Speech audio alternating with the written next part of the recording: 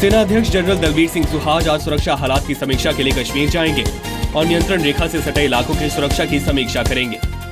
सेना प्रमुख का दौरा ऐसे वक्त में हो रहा है जब सुरक्षा बलों को घाटी में तनाव भड़काने वालों पर सख्त कार्रवाई के निर्देश दिए गए हैं। सेना प्रमुख आतंकियों के खिलाफ ऑपरेशन और घाटी में घुसपैठ रोकने की कोशिशों की समीक्षा भी करेंगे।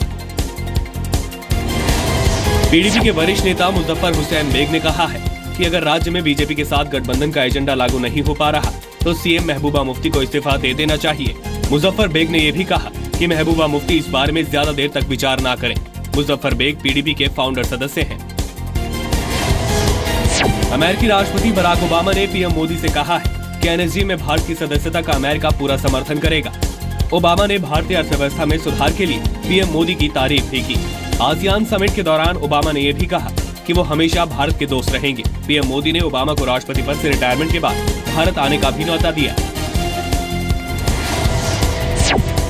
कावेरी जल विवाद में सुप्रीम कोर्ट के फैसले से नाराज कर्नाटक में आज बंद बुलाया गया है। बेंगलुरु के सिनेमाघरों से तमिल फिल्में उतार ली गई हैं। कर्नाटक के किसान संगठन सुप्रीम कोर्ट के फैसले के बाद लगातार प्रदर्शन कर रहे हैं। सुप्रीम कोर्ट ने तमिलनाडु को 10 दिन तक 15,000 क्यूसेक देने को कहा है। दिल्ली से एपी के विधायक देवेंद्र सहरावत ने केजरीवाल को खत लिखकर पूछा है कि उनके पास दिल्ली और पंजाब में कितनी महिलाओं के यौन शोषण की शिकायत आई और इस मामले में आम आदमी पार्टी के कितने नेताओं पर कार्रवाई हुई। देवेंद्र ने आरोप भी लगाया है कि केजरीवाल की पत्नी स्विट्जरलैंड में शॉपिंग करती है और सिसोदिया समेत तमाम मंत्री जमकर पैसा इकट्ठा कर रहे हैं। यूपी में किसान यात्रा के 5वें दिन कांग्रेस उपाध्यक्ष राहुल गांधी अयोध्या के हनुमानगढ़ी मंदिर में जाएंगे और मंदिर में पूजा करेंगे। 1992 में बाबरी ढांचा गिराए जाने के बाद अयोध्या आने वाले वो गांधी परिवार के पहले सदस्य होंगे। राहुल से पहले 1990 में राजीव और 1960 में इंदिरा गांधी अयोध्या गई थी। दिल्ली यूनिवर्सिटी और जवाहरलाल नेहरू विश्वविद्यालय में आज छात्र संघ चुनाव के लिए वोट डाले जाएंगे। जेएनयू में इस बार एसएफआई चुनाव नहीं लड़ रहा है, जबकि दिल्ली यूनिवर्सिटी में आम आदमी पार्टी की छात्र इकाई ने भी उम्मीदवार नहीं उतारे हैं। दिल्ली यूनिवर्सिटी में पिछली बार आम आदमी पार्टी की छात्र इकाई को जबरदस्त हार मिली थी।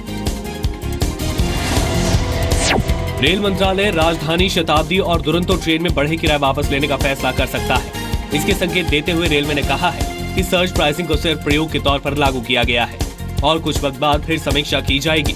रेलवे की स्कीम के तहत इन ट्रेनों में हर 10% टिकट बुक होने के बाद किराया 10% बढ़ जाएगा। ये स्कीम आज से ही लागू हो रही है। राष्ट्रपति प्रणब मुखर्जी ने जीएसटी संविधान संशोधन बिल को मंजूरी दे दी है। राष्ट्रपति की मंजूरी के 60 दिन के अंदर सरकार को जीएसटी काउंसिल का गठन करना होगा। इस काउंसिल का काम टैक्स दरों को तय करना होगा। इसमें केंद्र और राज्य सरकार के प्रतिनिधि शामिल किए जाएंगे। जीएसटी को 16 राज्यों की विधानसभाएं पास कर चुकी हैं।